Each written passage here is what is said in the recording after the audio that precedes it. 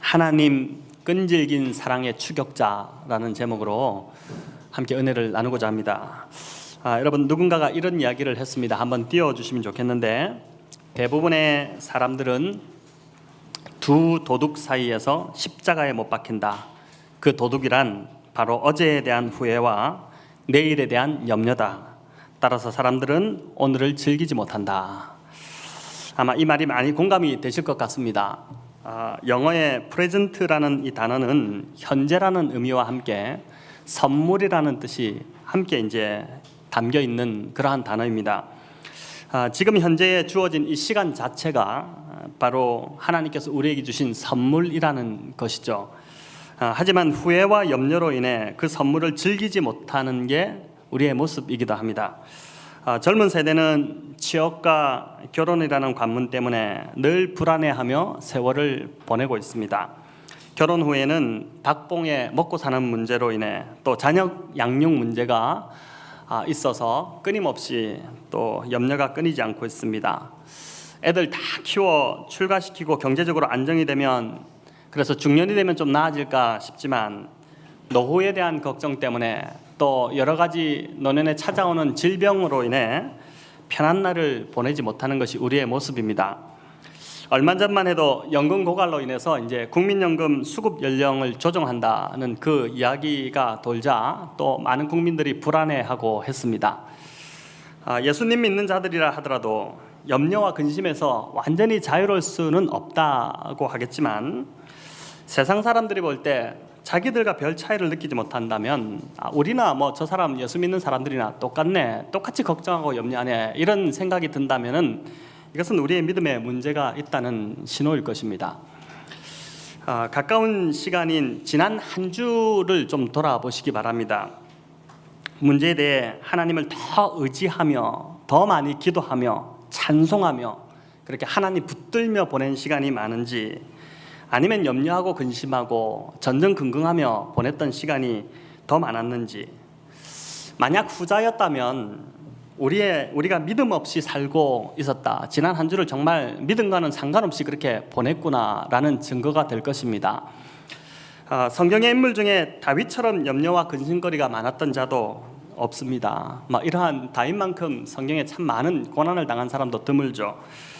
누군가가 나를 죽이려고 작정하고 쫓아온다면, 그래서 나를 계속해서 목숨을 위협한다면, 그래서 항상 피해 다녀야 되는 그런 입장이라면 여러분 얼마나 불안하겠습니까? 불안해서 도저히 살 수가 없을 것입니다.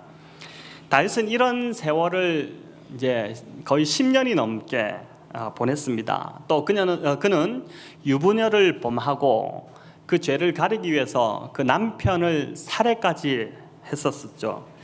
나단 선지자가 찾아와서 그 죄를 지적하기 전까지 그가 정말 자불안석하며 보냈던 그 시간, 얼마나 불안하고 염려가 많았겠습니까? 또 왕권이 안정을 이룬 말년에는 이제 조금 뭔가 좀 편해질까 싶었는데, 아들 압살롬이 반란을 일으켜서 그가 정말 사울을 피해서 쫓아다녔던 쫓겨다녔던 그 광야로 다시 내몰리는 그런 신세가 됩니다. 그런 다윗이 오늘 우리에게 시편 23편을 소개합니다. 이 시는 인류 역사에서 수많은 사람들이 애송했던 시입니다. 아마 우리 중에도 성경에 다른 것은 뭐니어도 시편 23편은 지금 암송하고 계신 분들이 있을 겁니다. 심지어 홀로코스트 유대인 그 대학살 때 가스실로 끌려가는 이 수많은 유대인들이 암송했던, 붙들었던 그 말씀도 바로 이 시편 23편이었다고 합니다. 그래서 시편 23편은 시편 중에 시편이다, 이렇게 말할 수 있습니다. 이 시를 암송하고 있느라면 많은 사람들이 그렇게 느꼈듯이 마음에 평안이 찾아오고 쉼을 누릴 수 있는 것입니다. 오늘 이 말씀을 함께 듣는 우리에게도 지난 한 주 얼마나 또 염려와 근심 가운데 살다 오셨습니까? 지금 여러분의 표정을 보고 있는 저는 참 많이 힘듭니다. 아주 굳어 있는 이 표정입니다. 그런데 이런 저희에게 마음의 평안이 찾아오기를 간절히 바랍니다.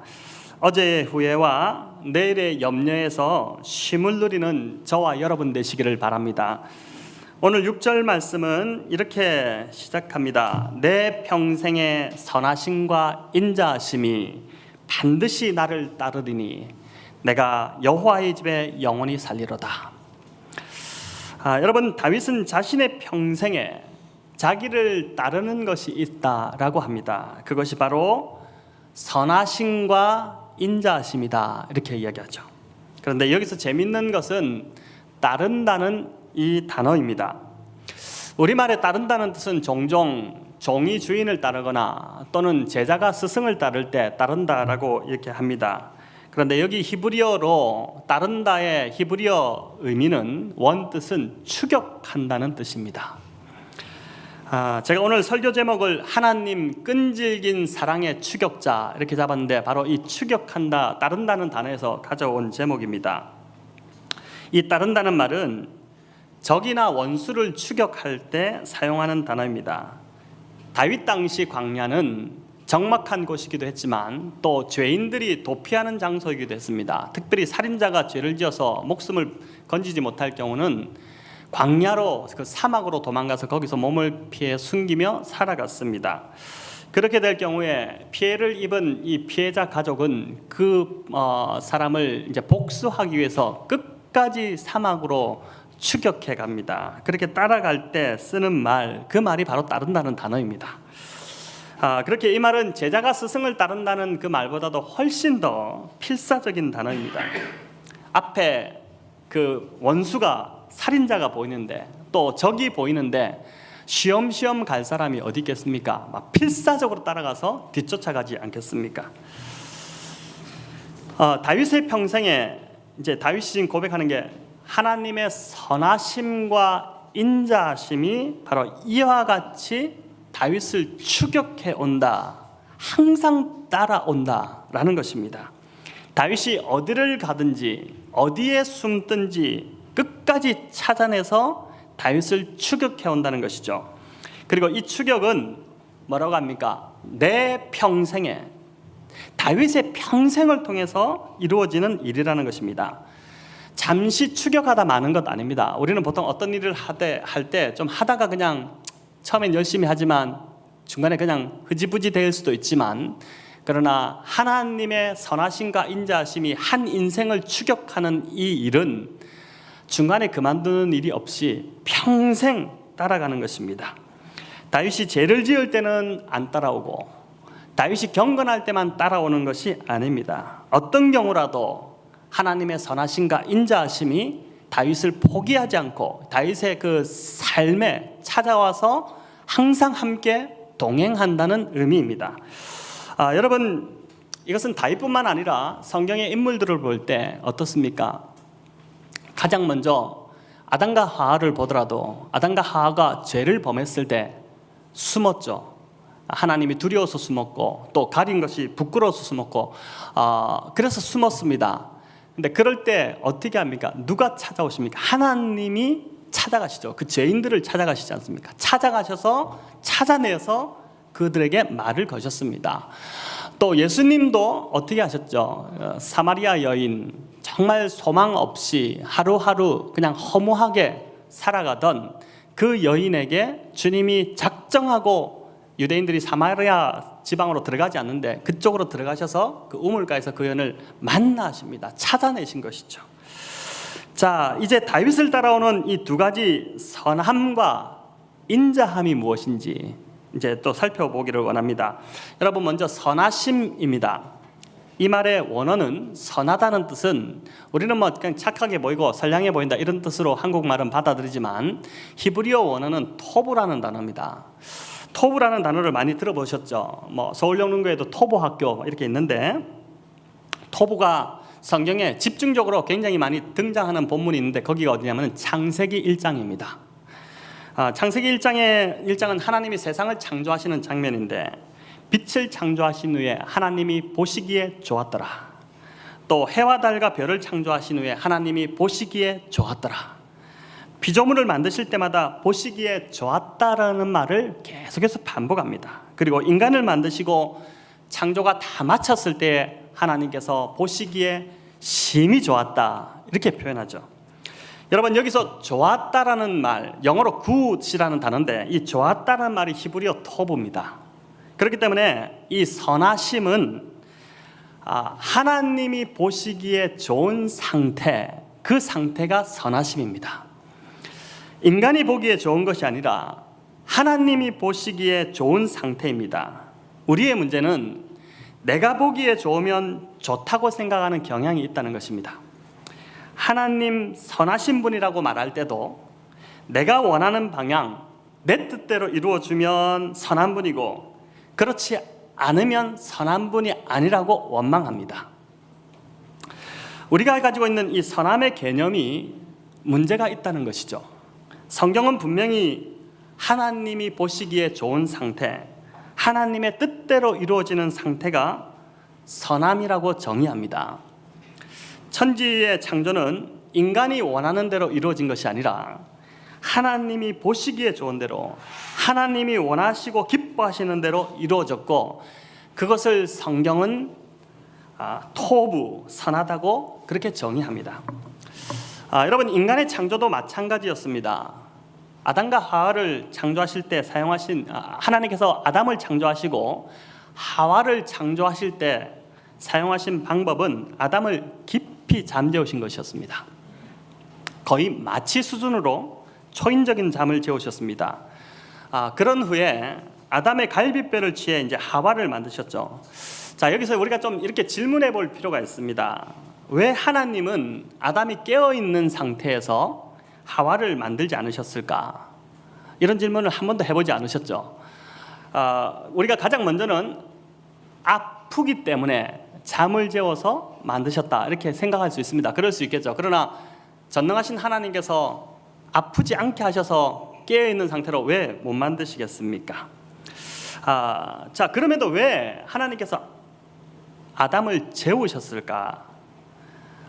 그 이유가 이제 생각을 해볼 때, 우리가 상상을 해볼 때 재우지 않았다면 분명 아담이 자신의 요구를 반영시키려고 했을 것입니다. 하나님이 하와를 만드시는 장면을 지켜보면서 아담 자신이 원하는 것을 요구하기 시작했을 것이죠. 하나님 잠깐만요. 코는 좀 오똑하게 높여주시고 자기 아내가 될 거니까, 그리고 또 이마를 좀 더 볼록하게 해주시고 기왕이면 몸매는 제가 원하는 만큼 좀 이렇게 더 멋있게 해주시고 그리고 키는 좀 더 크게 해주시면 좋겠습니다. 이런 요구를 계속해서 요구가 점점 늘어갔을 것입니다. 과연 그렇게 해서 나온 하와가 아담의 마음에 들었을까요? 절대 아닐 것입니다. 여러분, 한 자매가 결혼 기도를 구체적으로 하라는 말을 듣고 100가지의 기도 제목을 정하고 기도했습니다. 이게 이제 실제로 있었던 제가 아는 사람의 이야기인데, 열심히 기도하던 이 자매 앞에 그 100가지 조건이 거의 들어맞는 한 형제가 나타났습니다. 여러분, 두 사람이 결혼했을까요? 아니요. 조건은 다 맞는데 이상하게도 자매의 마음에 그 형제가 들지 않더랍니다. 자, 이게 무슨 말이겠습니까? 그 자매가 좋다고 구한 것이 진짜 자신에게 좋은 것이 아니었다는 말입니다. 그러니까 자기에게 진짜 좋은 것이 무엇인지도 모르고 이 자매는 구했다는 것입니다. 아담을 잠을 재운 이유는 아담이 원하는 것보다 하나님이 보시기에 좋은 것이 아담에게 가장 좋은 배우자라는 것입니다. 여러분, 지금 우리 옆에 있는 배우자가 또는 내 자녀가 마음에 안 들 수 있습니다. 아니, 자주 마음에 안 드실 것입니다. 그러나 그 배우자가 또 자녀가 하나님 보시기에 완벽한 배우자이고 자녀임을 믿으시고 감사하시기 바랍니다. 하나님 보시기에 가장 좋은, 나에게 가장 잘 맞는 자를 만드셔서 나에게 이끌어 오셔서, 여기도 창세기 1장에도 보면 하나님께서 이끌어 오셨다고 그러거든요, 하와를. 그래서 만나게 하신 것이죠. 이처럼 성경이 말하는 선함은 내가 보기에 좋은 것, 내가 원하는 뜻이 이루어지는 것이 아니라 하나님 보시기에 좋은, 하나님이 원하시는 뜻이 내 삶에 이루어질 때 그것을 선함이라고 그렇게 말합니다. 그래서 우리가 자주 애송하는 로마서 8장 28절, 모든 것이 합력하여 선을 이룬다는 그 말도 모든 것을 합력하게 해서 내가 원하는 것을 이루어 주신다는 말이 아닌 것이죠. 우리는 그렇게 이해하고 싶겠지만 절대 그런 말이 아닙니다. 그 구절 앞에 전제가 있습니다. 뭐라고 하죠?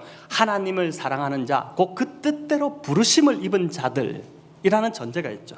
즉 하나님의 뜻대로 이루어질 때 그때 그것이 선을 이루게 된다라는 말입니다. 자, 이렇게 성경이 말하는 선함의 개념을 구분하고 보니까 선하신 하나님의 의미가 좀 더 선명하게 들어오기 시작합니다. 지난주 설교를 통해 제가 고난을 통과하는 자가 반드시 붙들어야 할 진리가 있는데 그게 뭐라고 그랬습니까? 하나님은 선하신 분이라는 그 사실을 믿는 거라고 그랬죠. 비록 나에게 닥친 이 고난이 이해되지 않더라도 하나님이 선하신 분이라는 그 신뢰가 바탕이 될 때 우리는 그 고난을 버텨낼 수 있는 힘을 얻게 될 것이다. 거기서부터 힘을 얻게 될 것이다. 그 말씀을 드렸습니다. 여기서 말하는 선하신 하나님이라는 것도 이 고난의 시간을 통과한 후에 내가 원하는 대로 인도해주고 또 내가 바라는 것을 이루어주시는 그런 하나님이 아닙니다. 내가 원하는 바와 하나님이 이끌어 가시고자 하는 바가 일치할 수도 있겠지만 그렇지 않을 때가 사실은 더 많습니다. 우리가 경험해 봐서 아시겠지만 비록 내가 욕심으로 구하는 것이 아니라고 할지라도 세상이 볼 때 그것이 다 옳다 할지라도 내 원함이 아닌 하나님이 인도하시는 그 방법이 더 최선의 길임을 믿고 신뢰하는 것, 여러분 바로 그것이 성경이 말하는 바른 믿음인 것이죠. 앞에서 예를 들은 이 결혼 기도를 한 자매처럼 하나님 관점으로 볼 때는 우리가 생각하는 최선이 또 우리가 하나님 관점으로 볼 때는 우리가 생각하는 최선이 아닐 수 있다는 것입니다. 우리는 그것이 최선이라고 생각하겠지만 그래서 더 원하겠지만 그렇지 않다는 것이죠. 내 중심의 선의 개념을 내려놓아야 됩니다. 내 중심의 선의 개념.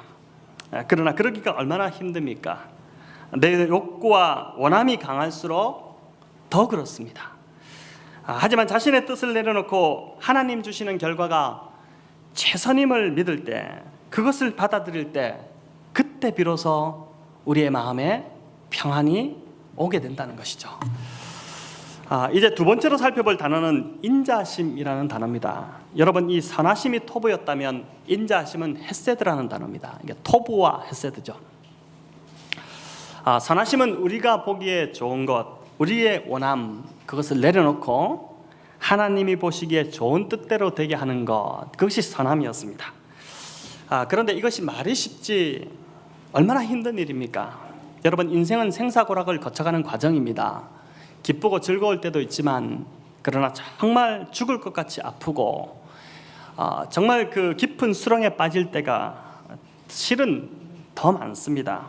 그런 깊은 절망의 심연에서 우리는 하나님께 부르짖죠. 살려달라고 부르짖고 이 고통에서 건져달라고 눈물로 그렇게 호소합니다. 그런 절박한 상황에 처했을 때 어떻게 내 소원, 내 원함 내려놓고 하나님 보시기에 좋은 대로 하나님 뜻대로 이루어달라는 기도가 나올 수 있겠습니까? 하나님 뜻대로 원함대로 하십시오라는 기도보다는 사실은 주여 그거 다 필요 없고 이 기도 들어주십시오. 이럴 때가 이런 절박함이 더 많지 않습니까? 우리의 힘으로는 그래서 불가능합니다. 그런데 그런 절망적인 상황에서도 내 뜻이 아닌 하나님 보시기에 좋은 대로 해달라고 기도할 수 있도록 돕는 힘, 하나님이 주시는 위로, 힘, 그것이 바로 주의 인자하심입니다. 여러분 인자하심이라는 이 단어는 하나님의 긍휼하심의 성품이죠. 히브리어 긍휼은 라함이라는 단어입니다. 근데 이것은 이 라함은 어디서 왔냐면은 여인의 자궁을 뜻하는 거기서 유래한 말이죠. 자궁은 이제 태아가 자라는 공간입니다. 우리 모두가 그곳에 있다 나왔습니다. 지금은 자궁은 가장 세상에서 안전한 곳이고 가장 따뜻한 공간입니다. 아낌없는 사랑과 무조건적인 사랑을 쏟아붓는 공간, 그곳이 이제 자궁이죠. 자궁을 외적으로 표현한 것이 바로 뭐냐면은 모성애입니다. 그래서 엄마들은 아기를 낳아서도 변함없이 사랑하고 무조건적으로 사랑하는 것이죠. 여러분, 아이를 향한 엄마의 긍휼의 마음이 가장 크게 일어날 때가 언제인 줄 아십니까? 아이가 울 때입니다. 그죠? 아이가 울 때 엄마는 하던 일이 모든 것이 다 스톱됩니다. 그리고 아이에게 바로 달려가서 아이의 울음을 그치게 하죠. 아이를 도와줍니다. 위로하고 달래고 합니다. 그런데 어머니의 자궁을 만든 하나님께서는 사실은 우리의 이 여인들보다도, 엄마들보다도 훨씬 더 긍휼하심과 자비하심이 더 풍성하신, 비교할 수 없는 그런 자비를 가지고 계신 분이시죠. 그분께서 어떻게 울부짖는 우리를 가만두시겠습니까? 이처럼 그렇기 때문에 당신의 사랑하는 백성이 고통으로 울부짖을 때 하나님께서는 절대 결코 홀로 그들을 버려두지 않으시는 것입니다. 이것을 바르게 확신한 다윗은 시편 23편 4절에서 우리가 지난주에 살펴봤지만, 내가 사망의 음침한 골짜기를 다닐지라도 해를 두려워하지 않을 것은 주께서 나와 함께 하심이라. 주께서 나와 함께 하신다는 그 확신에 찬 고백을 하는 것이죠. 여러분, 주님께서 함께 하심을 믿으십니까? 혼자가 아님을 우리가 생각해야 됩니다. 오늘 참 좋은 문구 하나 건지시기 바랍니다. 혼자가 아니다. 혼자가 아니다. 이거를 좀 우리가 잘 생각하는 것이 중요한데, 뭐 방에도 붙이고 사무실 책상 앞에도 붙여놓으시고, 혼자가 아니다. 그래서 이걸 계속 인식하는 게 중요합니다. 잊지 않도록 혼자가 아니다. 하나님이 나와 함께 하신다. 여러분, 선하심과, 오늘 다윗의 이 표현대로 하면은 주의 선하심과 인자하심이 평생 우리를 추격해 오는 것입니다. 절대 혼자 두시지 않는 것이죠.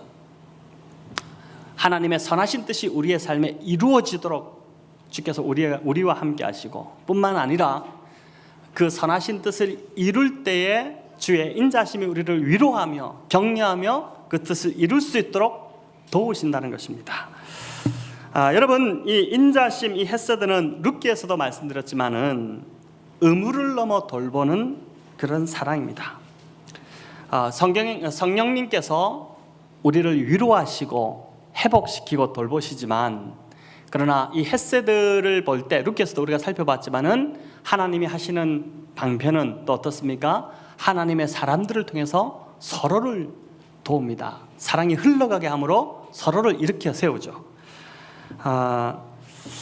여러분, 무엇보다 우리 박현 성도님, 김봉건 성도님, 오늘 우리 김봉건 성도님 또 이제 일부 오시고 등록도 하시고 하셨는데, 병실에서 아이를 돌보는 이 시간이 참 많이 외로우실 거라는 그런 생각이 제가 이번 주 좀 들었습니다.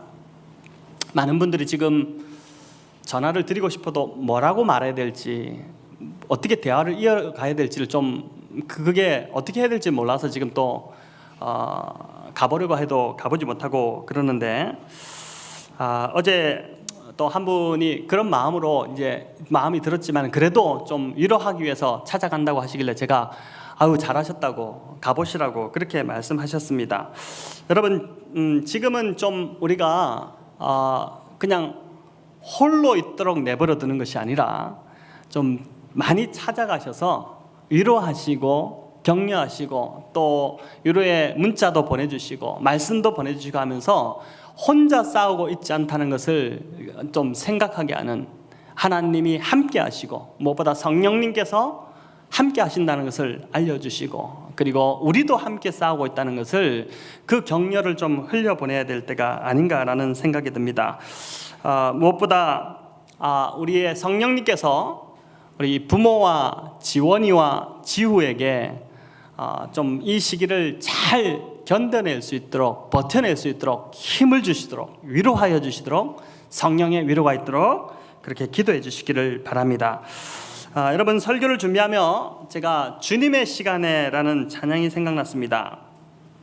가사를 보니까 2절이 참 성경적입니다. 우리 같이 한번 이 찬양을 좀 2절만 불러보면 좋겠습니다. 기다려 그때를 주의 뜻 이루어지리.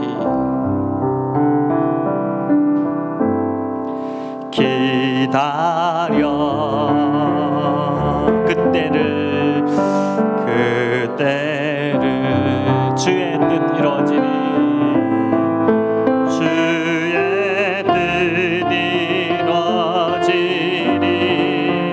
기다려 주의 뜻 이루어질 때 주의 뜻 이루어질 우리들의 모든 것